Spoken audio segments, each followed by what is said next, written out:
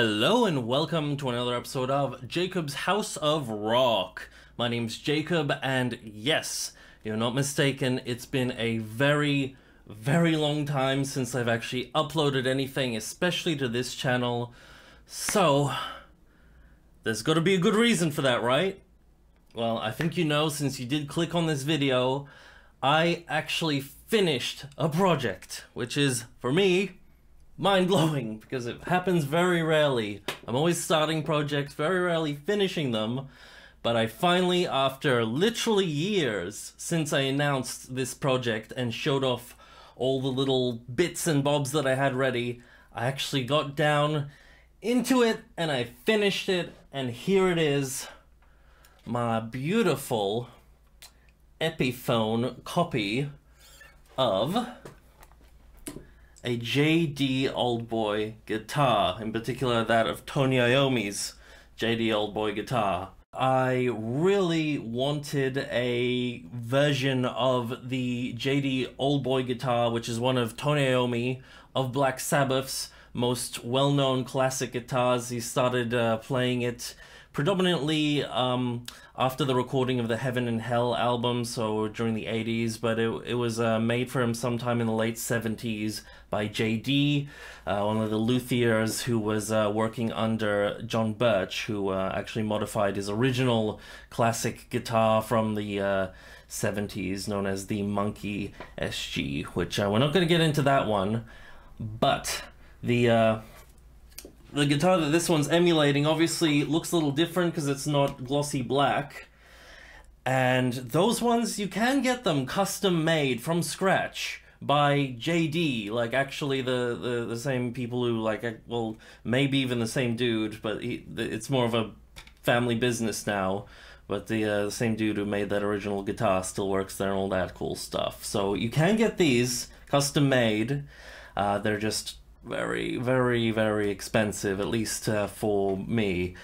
And Epiphone had Tony Iommi's signature guitars out, and I've actually got one of those. I might bring it in a future video to compare, but they had those and they seem to be perfect for a modding project to make a copy or inspired by guitar of that JayDee old boy. So I got my hands on, fortunately, a discounted, broken version of one of those Epiphones.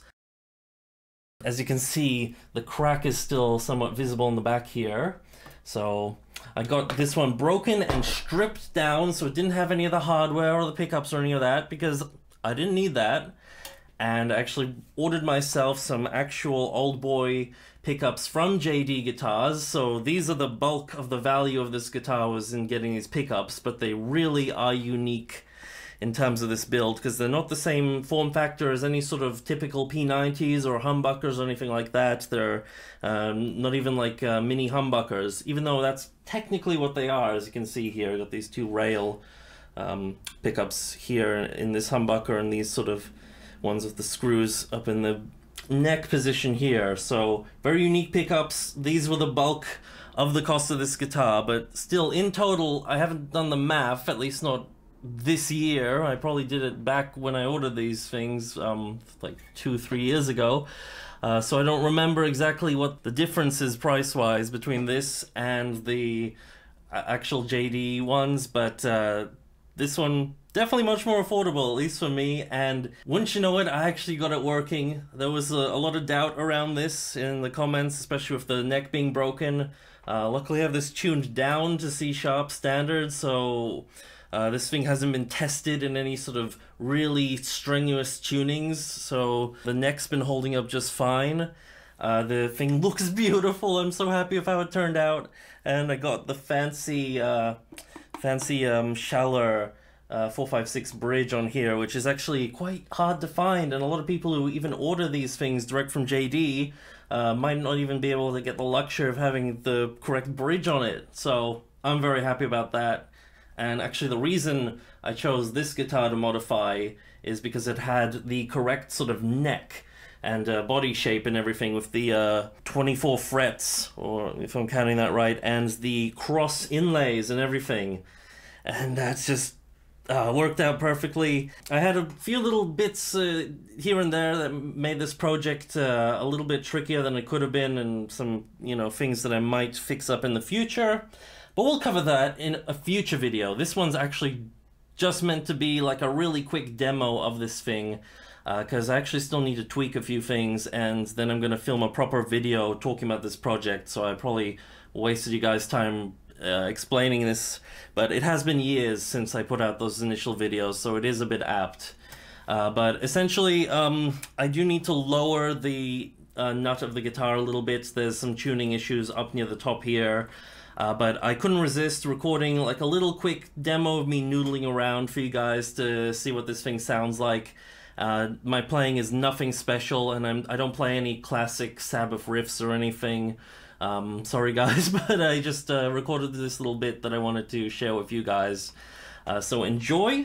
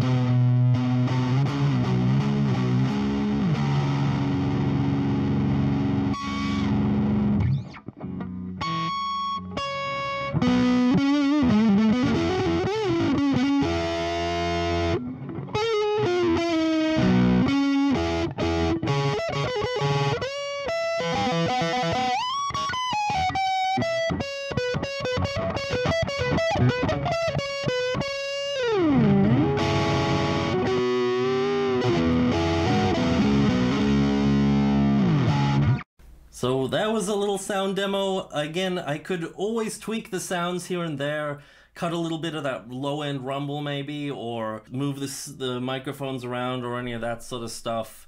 But that just gives you a really quick sort of idea of what this guitar kind of sounds like, and it's so cool. I love this thing. It's been years in the making, and I've wanted one of these for so long, and it's such a unique and awesome guitar, so I'm so happy with it. Plays really great too. I'm still getting used to the really loose strings, because these are 8s on this thing, so I wanted to make it really authentic, but it does mean that they just kind of like butter under my fingers here, so it does make holding a note in tune a little bit more tricky even even than your typical sort of guitar. So I may adjust that in future, but I just wanted to try it out like this until I was happy with the setup. Again, I need to adjust the fret here. I did install a 0 fret, but it's actually, the 0 fret's actually technically glued to the nut, and I think there is a little bit of space under it, so for whatever reason it's not flush with the fretboard, and that's causing some notes to just pitch a little higher when I press the frets around the top of the neck here. So that I'm gonna adjust, and hopefully this thing will just be perfect from then on. I also have a special truss rod cover that I recently ordered. I've reviewed a few truss rod covers from the same company that I ordered them before. It's like Hell Guitars. This one's obviously going to be an Epiphone style cross design, which is just going to be perfect for this thing.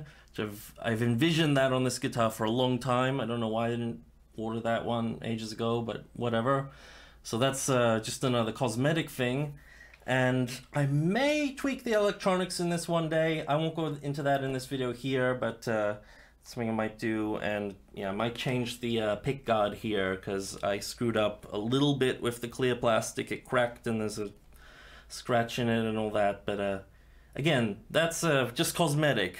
Playing wise, once I finish tweaking this thing will just be amazing. So yeah, thank you guys for checking out this little video, and I'll have more for you eventually. Hopefully it won't be in like 2 or 3 years time, like it took me to actually build this thing from the time I actually announced this project, so whatever. But yeah, keep on rocking, people. Peace out. Bye.